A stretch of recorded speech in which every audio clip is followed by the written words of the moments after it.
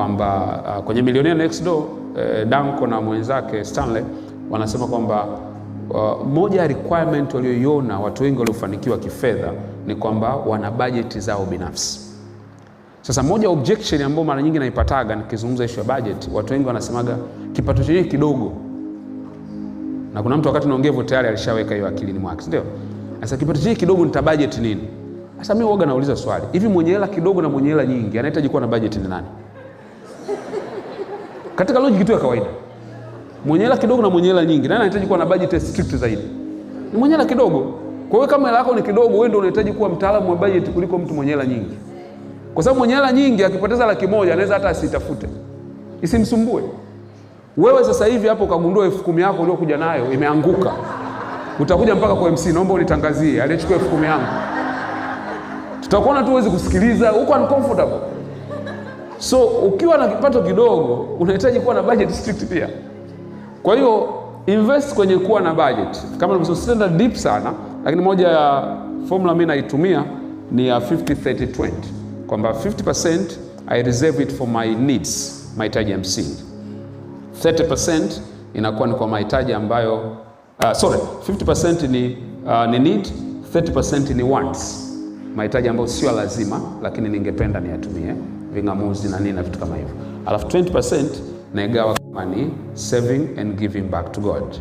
Right? So that's my formula. Ambayo naitumia. Kwa nikipata pesa maana yake nachukua 20% kwanza, I set it aside. And then 50% ndio naitumia.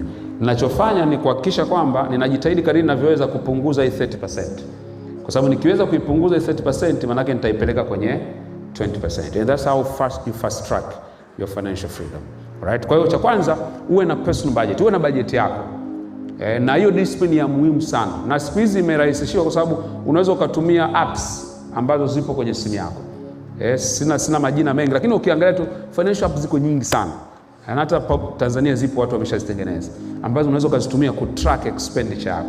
Kuna watu mko hapa mjui mmetumia shilingi ngapi tangu mwaka unaanza mpaka sasa hivi.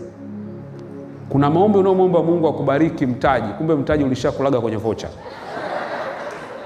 Yaani ukijumlisha voucher zako ndio mtaji ambao unapiga kelele kila siku unalia.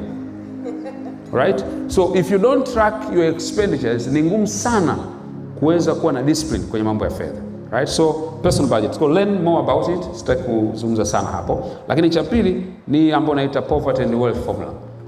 Kwamba kanuni ya umaskini na kanuni ya utajiri. Ambayo ni simply inasema kwamba maskini akipata hela anatumia kwanza, alafu ndio anajiuliza kama imebaki ili akasave.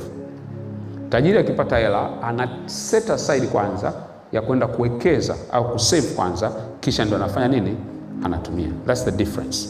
Kwa hiyo ukiona kuanzia leo ukipata hela cha kwanza ni kutumia kabla ya kuset aside, maana yake ni kusema umeshaji enroll kwenye University of Poor People. Na matokeo lazima tutayaona.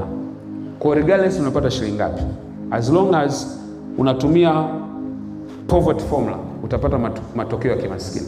Yule anatumia wealth formula atapata matokeo ambayo ni tofauti.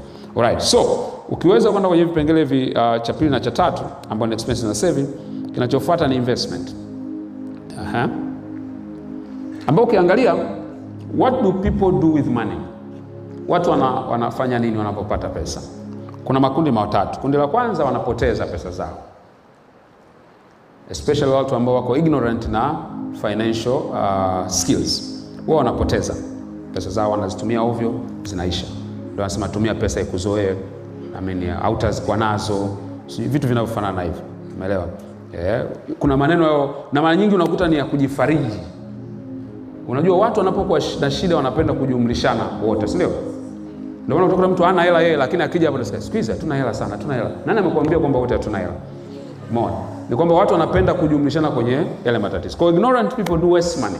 Atapata pesa atazipoteza tu, hazitamsaidia chochote. Alafu kundi la pili ni average people. Average people they spend money. Wanaweza sio wanapoteza lakini they are spenders. Anatumia. Kwa pesa inaingia mkono wa kushoto, inatokea mkono wa kulia. And then wise people do invest. Wana invest. Kwa nini wana invest? Kwa sababu wanajua kwamba kwenye kila pesa ambayo wanaipata ndani yake kuna mkate na kuna mbegu. In every money you get, there's a seed and there's bread.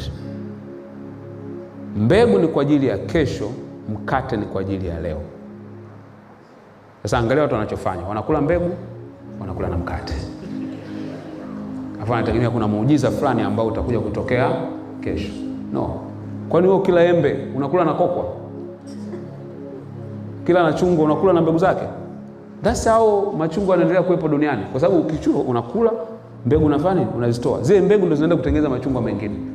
Sasa wewe hata kama unalipwa mshahara kwa mwezi, ukiingia unakula wote. Maana yake unakula mbegu na unakula mkate wako. Sasa unategemea kesho matunda ya kesho yatatokea wapi?